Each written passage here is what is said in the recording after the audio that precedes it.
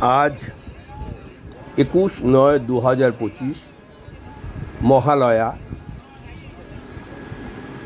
আজ এই দিনে পিতৃপক্ষের অবসান এবং মাতৃপক্ষের সূচনা হয়। সেই দিন আমরা সকলে তর্পণ করে পিতৃপিতৃ উদ্দেশ্যে আমরা শ্রদ্ধা জানাই। আমরা আজকে কয়েকজন মিলে আগরপাড়ার গিরিবালা ঘাটে গিয়েছিলাম তর্পণ করতে। তারই কিছু অংশ আপনাদের আজ দেখাচ্ছি।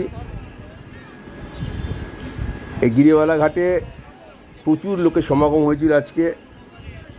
আমরা ওখানে গিয়ে একজন পুরোহিতের মাধ্যমে আমাদের তর্পণ করেছি। তো আজকের এই মহালয়া তর্পণ উপলক্ষে দু চারটি কথা আপনাদের বলছি। এই মহালয়া এবং তর্পণের কী মাহাত্ম্য। আজ মহালয়ার এই পবিত্র দিন আমরা সবাই একত্রিত হই আমাদের পূর্বপুরুষদের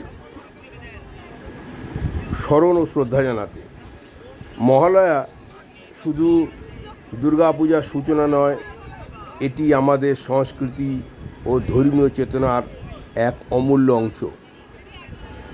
শাস্ত্রে বলা হয়েছে, পিতৃদেবতা প্রীতি জনয়তি তর্পণ, অর্থাৎ তর্পণের মাধ্যমে আমরা আমাদের পিতৃপুরুষের তৃপ্তি দান করি। মহালয়ার দিন ভোরবেলায় গঙ্গা তীরে দাঁড়িয়ে বা পবিত্র জলে তর্পণ করার প্রথা প্রাচীনকাল থেকে চলে আসছে। এদিন আমরা জলের মাধ্যমে পিণ্ড অর্পণ করে আমাদের প্রয়াত আত্মীয় স্বজন, বন্ধুবান্ধব বা পূর্বপুরুষদের শান্তি কামনা করি।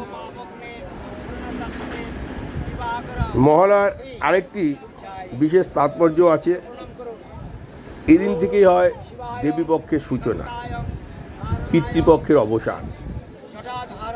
অমাবস্যার আধার ভেদ করে আলোয় ভরা দেবীপক্ষ শুরু হয় তর্পণের মাধ্যমে। এটি যেন এক আত্মশুদ্ধির যাত্রা, যেখানে আমরা অতীতকে শ্রদ্ধা জানিয়ে নতুন আলোর আহ্বান করি। তর্পণ আমাদের মনে করিয়ে দেয় যে আমরা একা নই, আমাদের অস্তিত্ব গড়ে উঠেছে পূর্বপুরুষদের আশীর্বাদে, তাদের ত্যাগ ও তপস্যায়। তাদের প্রতি কৃতজ্ঞতা জ্ঞাপনই তর্পণের আসল উদ্দেশ্য। আজকের এই দিনে আমাদের সকলের প্রার্থনা হোক, আমাদের পূর্বপুরুষেরা শান্তি লাভ করুন, তাদের আশীর্বাদে আমাদের জীবনও সুস্থ, সমৃদ্ধ এবং কল্যাণময়।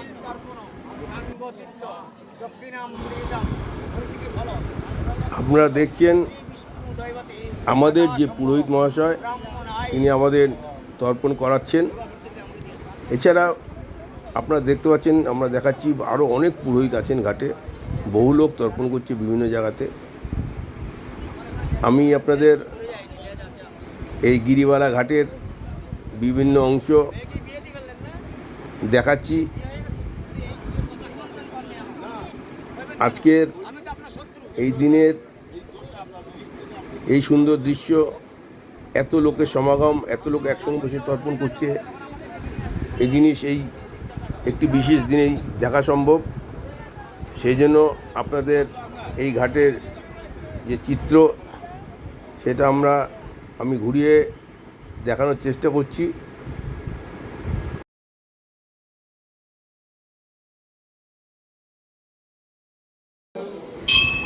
এবার আপনাদের দেখাই গিরিবালা মন্দিরের ভিতরের অংশ, যেখানে আমরা ঢুকছে লোক দেখছেন। এখানটায় রাধাকৃষ্ণের মন্দির আছে এবং এই মন্দিরের সামনের দিকে দুই পাশে দেখতে পাচ্ছেন 6টা শিব মন্দির আছে, শিবলিঙ্গ।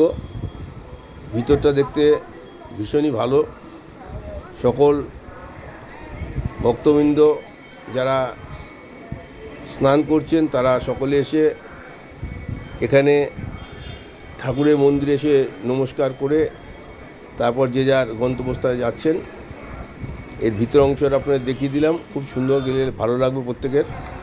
একবার গিরিবালা ঘাটে আসুন, দেখে যান ভিতরে মন্দিরটা, খুব ভালো লাগবে আপনাদের সকলে। তো আমরা তর্পণের দিন তর্পণ সেরে এই গিরিবালা মন্দিরে এসে নমস্কার করে তারপর আমরা বাড়ি ফিরে যাই।